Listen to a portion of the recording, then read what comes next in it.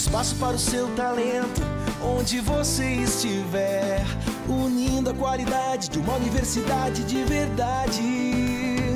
A qualquer hora, em qualquer lugar, se eu penso em EAD, eu penso em Unipar. A qualquer hora, em qualquer lugar, educação à distância é Unipar. Olá pessoal, tudo bem? Sejam muito bem-vindos à nossa segunda aula da Unidade 2. E na aula de hoje, então, a gente vai dar continuidade à Política Nacional do Meio Ambiente. Então, se tratando ainda lá da política, os instrumentos da Política Nacional do Meio Ambiente estão lá no artigo 9º. Então, eu vou trazer para vocês, né, quais são esses instrumentos. Então, o primeiro instrumento é o estabelecimento de padrões de qualidade ambiental. O que isso quer dizer? Quer dizer que o controle e a prevenção, né, do meio ambiente, eles requerem o estabelecimento de padrões mínimos de qualidade ambiental. E esses padrões, eles são fixados pelo CONAMA, que a gente vai estudar mais para frente, que está lá no artigo 8º, né, nos incisos 6 e 7. Esses incisos que estão lá no artigo 8, eles tratam do seguinte, do artigo 8, que compete ao CONAMA, então, estabelecer normas e padrões nacionais de controle de poluição por veículos, automotores e embarcações, né, mediante audiência, né, dos ministérios competentes, e também estabelece normas, critérios e padrões relativos ao controle, né, e à manutenção da qualidade do meio ambiente, né, com vistas ao uso racional, né, dos recursos ambientais, principalmente os recursos hídricos. Só um parênteses para vocês, só a respeito do CONAMA, a gente vai falar mais adiante. Então, segundo instrumento, então, é o zoneamento ambiental. Então, pessoal, o zoneamento ambiental, ele fala a respeito que diz, né, que a preservação do meio ambiente, ela está intimamente ligada também com uma política adequada, né, que retrate o uso correto, né, o uso adequado, o uso racional da ocupação, né, e da distribuição do solo, né, do uso do solo.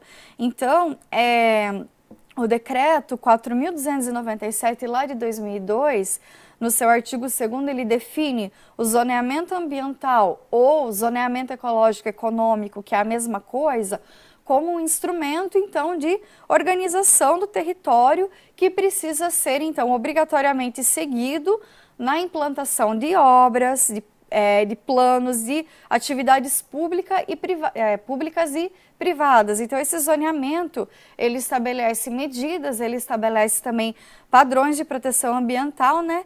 E que são destinados, então, a assegurar essa qualidade ambiental dos recursos hídricos, do solo, né? Da conservação da biodiversidade, então, também garantindo, né, o desenvolvimento sustentável e também a melhoria, né, das condições de vida da população. Terceiro instrumento, então, pessoal, é a avaliação dos impactos ambientais. Então, o que é o impacto ambiental? Então, considera-se o impacto ambiental, pessoal, qualquer alteração das propriedades físicas, químicas ou biológicas do meio ambiente, né, causada por qualquer forma de matéria ou qualquer forma de energia das atividades humanas que afetem de forma direta ou indireta a saúde, segurança, bem-estar, as atividades, a biota, as condições estéticas, a qualidade, né, dos recursos ambientais, como a gente já viu. E a avaliação de impactos ambientais, ela permite, né, avaliar, então, a qualidade e a quantidade, né, de impacto ambiental que vai ser causado, por exemplo, por uma obra, ok? Próximo instrumento, então, é o licenciamento e a revisão, né, de atividades efetivas ou potencialmente poluidoras, né?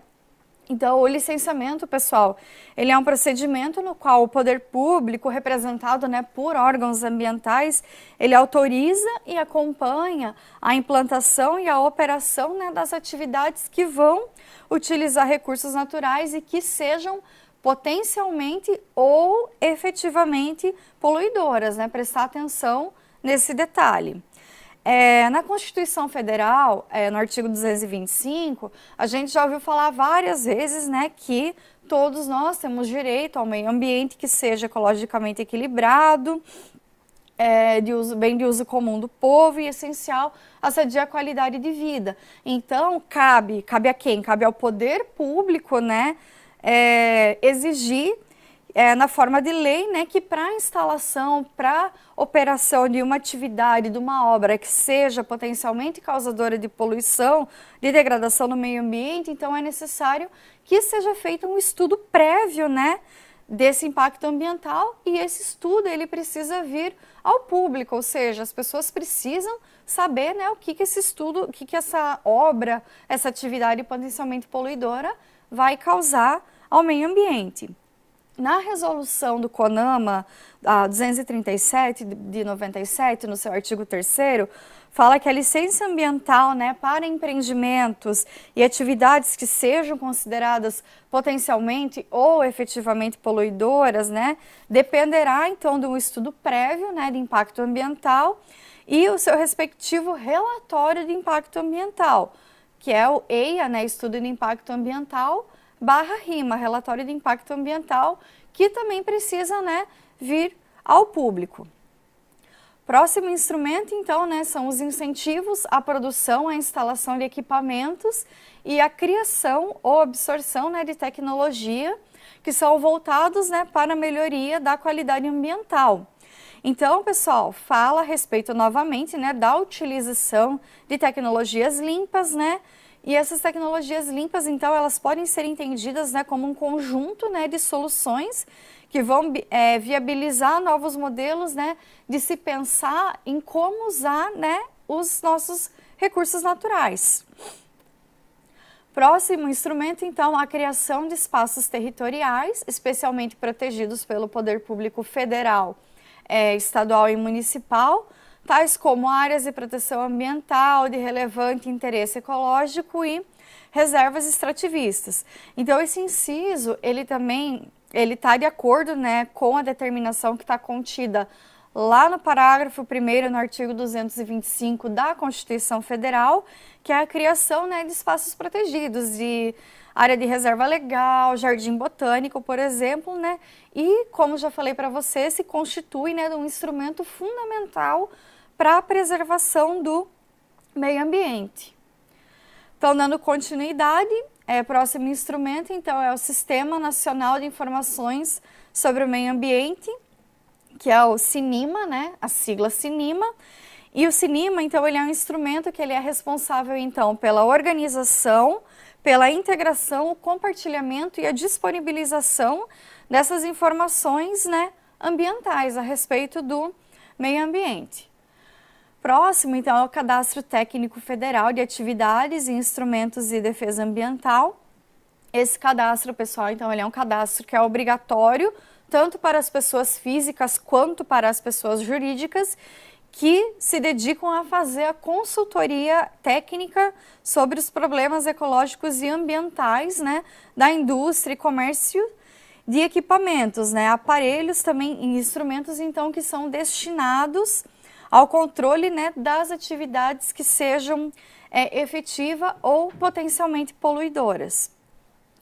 Próximo instrumento, então, as penalidades disciplinares ou compensatórias ao não cumprimento, né, das medidas necessárias à preservação ou correção da degradação ambiental. Na verdade, pessoal, isso vai ser estudado mais adiante, lá na unidade 4, que nós vamos abordar a respeito da responsabilidade pelo dano ambiental. Próximo, então, é a instituição do relatório de qualidade do meio ambiente, a ser divulgado, então, anualmente pelo Instituto Brasileiro do Meio Ambiente e Recursos Naturais Renováveis, vulgo IBAMA.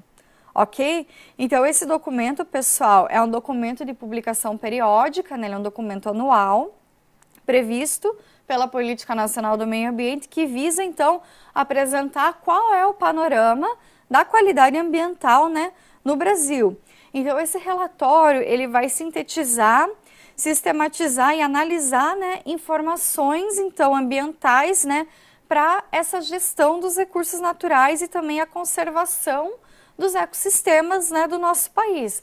E além disso, ele também vai dar subsídios, né, para a criação de políticas públicas, né, que são voltadas então à preservação do meio ambiente.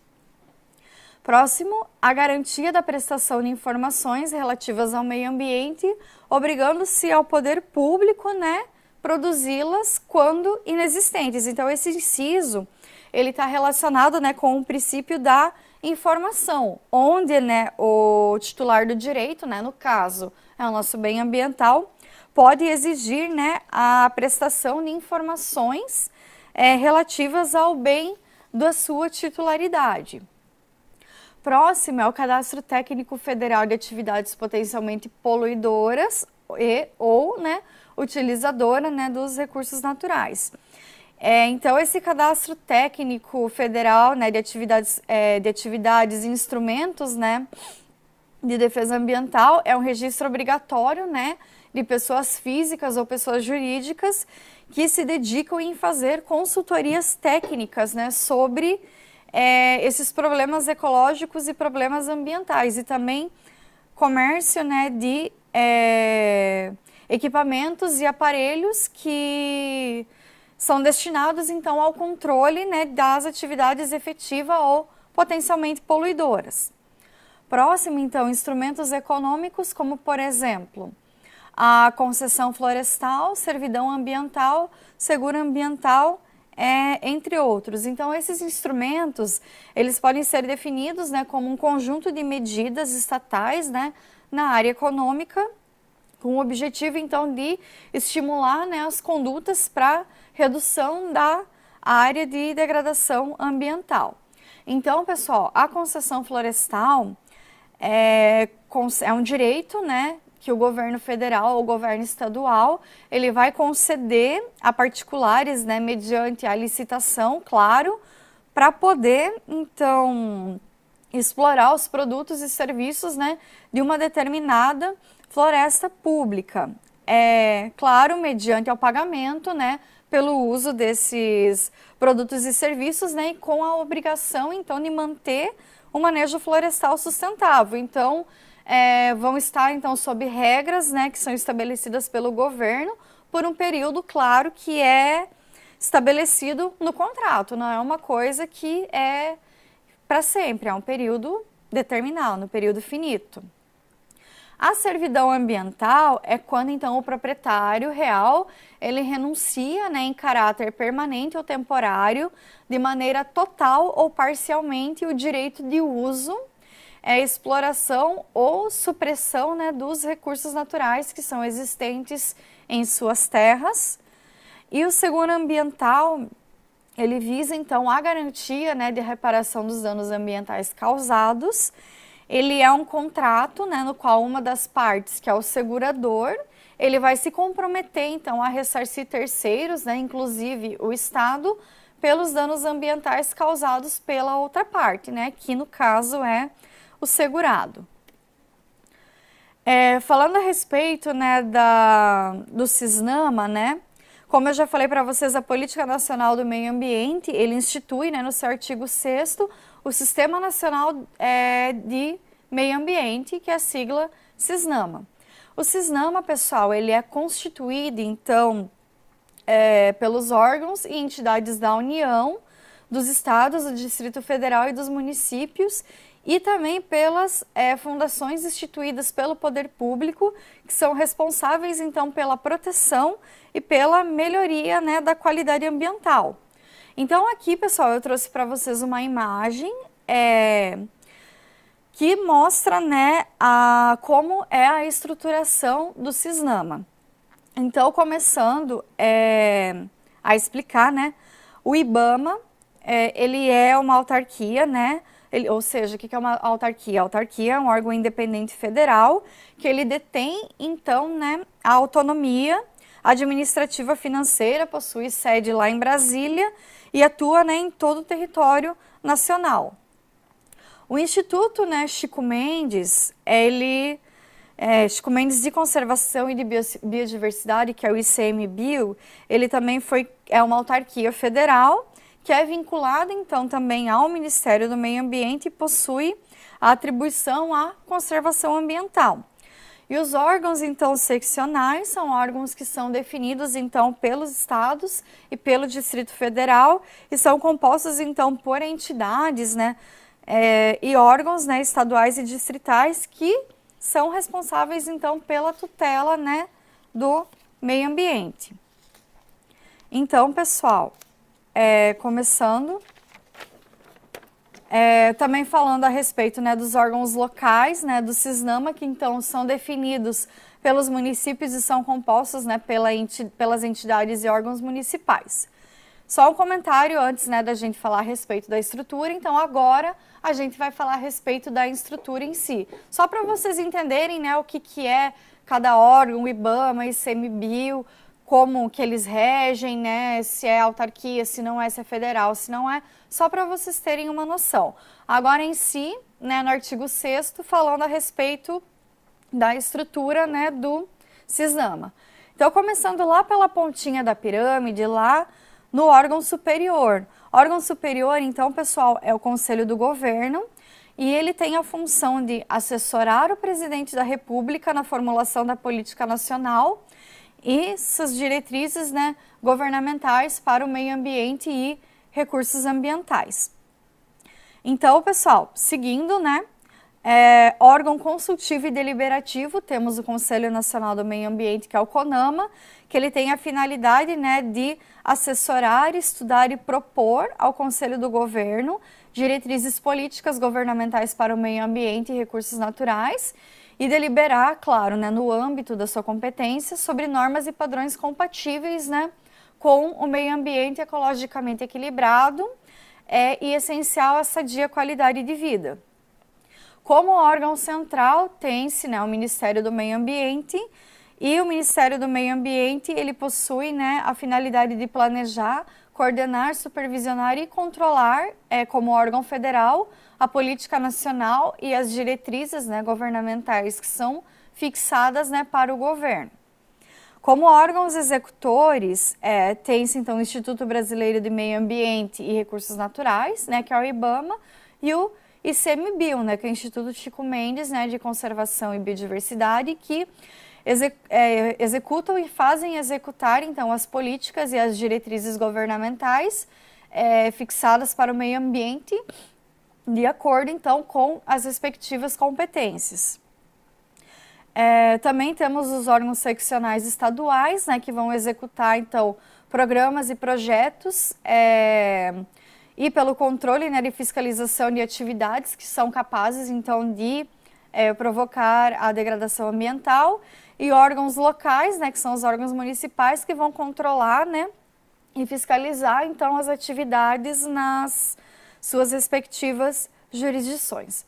Bom, pessoal, por hoje é só, e na aula que vem a gente vai falar um pouquinho a respeito do CONAMA e alguns padrões de qualidade. Então, muito obrigada pela atenção de vocês e até a nossa próxima aula. Um espaço para o seu talento, onde você estiver, unindo a qualidade de uma universidade de verdade.